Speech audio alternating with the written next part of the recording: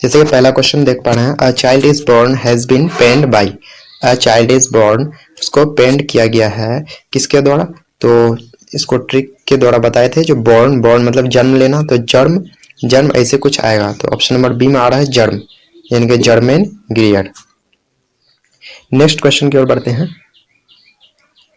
Next question कह रहा है, Germaine Greer is a oblique an dash writer. Germaine Greer जो है वो कहाँ की राइटर थी? राइटर थे, तो हो जाएगा ऑप्शन नंबर बी, यानी कि ऑस्ट्रेलियन राइटर थे वो। नेक्स्ट है, Germaine Greer was born in. Germain Greer जो है वो कब, उसकी उसका जो जन्म हुआ था वो कब हुआ था? तो 1939 में, यानी कि option number D right answer होगा। नेक्स्ट क्वेश्चन है, Germaine Greer was born in. Germain Greer जो है उसका जन्म कहाँ हुआ था? तो जैसे कि जानते हैं जो ऑस्ट्रेलिया में हुआ था, लेकिन ऑस्ट्रेलिया में कहाँ पे हुआ था? तो ऑस्ट्रेलिया में हो जाएगा मेलबॉर्न, यानी कि option number C right answer होगा, मेलबॉर्न। नेक्स्ट क्वेश्चन की ओर बढ़ते हैं दोस्तों। नेक्स्ट है, Germaine Greer was born and educated in. तो जर्मन ग्रियर जैसे कि जानते हैं जो जहाँ जन्म, कहाँ पे जन्म हुआ उसका? तो ऑस्ट्रेलिया में, तो वहीं पे जन्म हुआ उसका और वहीं पे वो एजुकेशन पाया, यानी कि एजुकेशन भी वहीं पे लिया, यानी कि option number D right answer हो जाएगा, ऑस्ट्रेलिया। नेक्स्ट क्वेश्चन है दोस्तों। नेक्स्ट क्वेश्चन कह रहा है, a child is born has been taken from one of her books. यानी कि अ चाइल्ड इज बॉर्न जो है वो इनमें से उनके कौन से बुक्स में से अ चाइल्ड इज बॉर्न को लिया गया है? तो option number A right answer है, यानी कि सेक्स एंड डेस्टिनी, इससे अ चाइल्ड इज बॉर्न को लिया गया है। तो काफी इंपॉर्टेंट क्वेश्चन है, ध्यान रखेंगे। नेक्स्ट है, branch of medicine concern with birth of children. Branch of medicine concern with birth of children, यानी कि चिल्ड्रेन के बर्थ से संबंधित जो मेडिसिन का ब्रांच है उसको क्या बोलते हैं?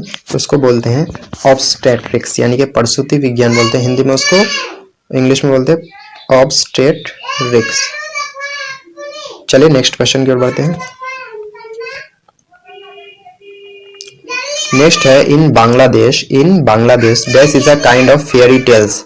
इन Bangladesh dash is a kind of fairy tales. Bangladesh में इनमें से कौन एक फेयरी टेल्स, परियों की कहानी का टाइप है, काइंड है? तो यहाँ पे हो जाएगा ऑप्शन नंबर सी, यानी कि रूप थोका।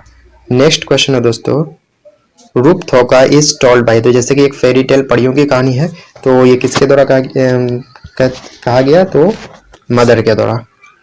नेक्स्ट है दोस्तों, the naming ceremony is held when the baby is dash days old.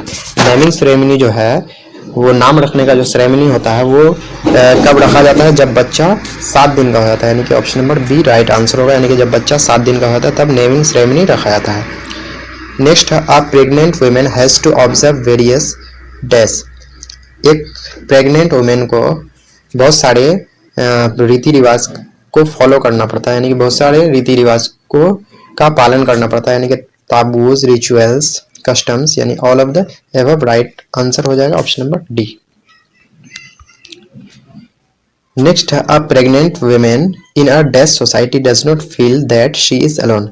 यानी कि एक प्रेग्नेंट वुमेन कैसी सोसाइटी में, कैसे समाज में वो अपने आप को अकेला महसूस नहीं करती है? तो वो हो जाएगा ट्रेडिशनल सोसाइटी। ट्रेडिशनल सोसाइटी ऐसा सोसाइटी जिसमें मतलब वो उसका दादा दादी भी हो, चाचा चाची भी हो, तो उसको बोलते हैं ट्रेडिशनल सोसाइटी।